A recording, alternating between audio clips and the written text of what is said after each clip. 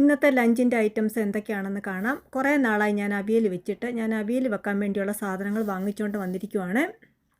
വഴുതനങ്ങ, തക്കാളി,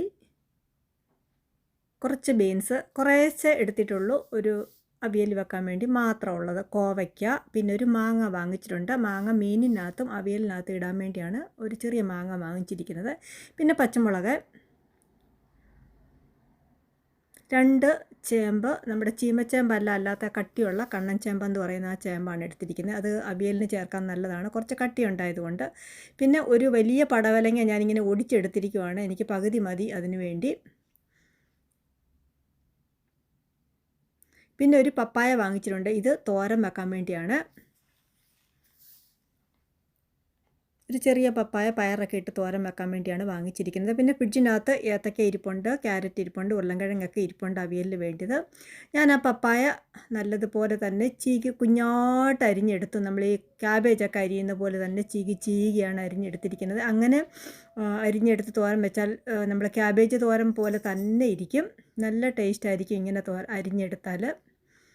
ഞാനത് കുഞ്ഞുള്ളിയും പിന്നെ പച്ചമുളകും പിന്നെ വെളുത്തുള്ളിയൊക്കെ സ്വല്പം ഇഞ്ചിയൊക്കെ ചേർത്ത് തേങ്ങയൊക്കെ ചേർത്തൊന്ന് വേവിച്ചെടുത്തതിന് ശേഷം കുറച്ച് നമ്മുടെ ചെറുപയർ വേവിച്ചതും കൂടെ ചേർത്ത് ഇളക്കി ഒന്ന് എടുക്കുകയാണ് ചെയ്യുന്നത്. ചെറുപയറും പപ്പായയും കൂടെ നല്ല കോമ്പിനേഷനാണ്. അങ്ങനെ ഇന്നത്തെ തോരൻ ഇതായിരുന്നു.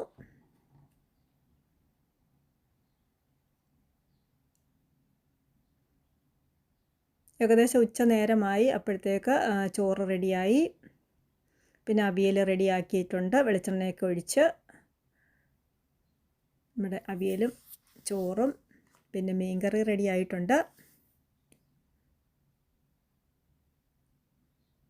പിന്നെ മീൻ വറക്കാൻ വേണ്ടി ഞാൻ കുറച്ച് പുരട്ടിയും വെച്ചിട്ടുണ്ട്. ഇത് 2 സാൽമൺ മീനാണ്. സാൽമൺ മീനാണ് ഞാൻ മാങ്ങയൊക്കെ ഇട്ട് കറി വെച്ചിരിക്കുന്നത്. മാങ്ങ ഇട്ട് കറി വെച്ചാൽ നല്ല ടേസ്റ്റാണ് സാൽമൺ മീൻ. പിന്നെ അതിൻ്റെ കുറച്ച് പീസ് ഞാൻ വറക്കാൻ വേണ്ടി അരപ്പും പുരട്ടി വെച്ചിട്ടുണ്ട്. അത് ഞാൻ എയർ ഫ്രയറിനകത്ത് വെച്ചാണ് വറുത്തെടുക്കുന്നത്.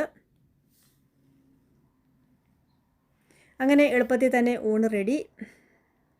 പിന്നെ ഞാൻ പിന്നെ കുറച്ച് ജാസ്മിൻ റൈസ് കൂടെ വെച്ചിട്ടുണ്ട്. അത് മോൾക്ക് കഴിക്കാനാണ്, അവൾക്കാണ് ജാസ്മിൻ റൈസാണ് ഇഷ്ടം. നമ്മുടെ മട്ട റൈസ് അവൾക്ക് ഇഷ്ടമില്ലാത്തത് കൊണ്ട് ഞാൻ കുറച്ച് ജാസ്മിൻ റൈസ് ഒരു 10 മിനിറ്റ് നേരമുള്ളൂ അത് വേവിച്ചെടുക്കാൻ. അങ്ങനെ എൻ്റെ ഉച്ചയൂണ് ഞാൻ കഴിക്കാൻ പോവാണ്.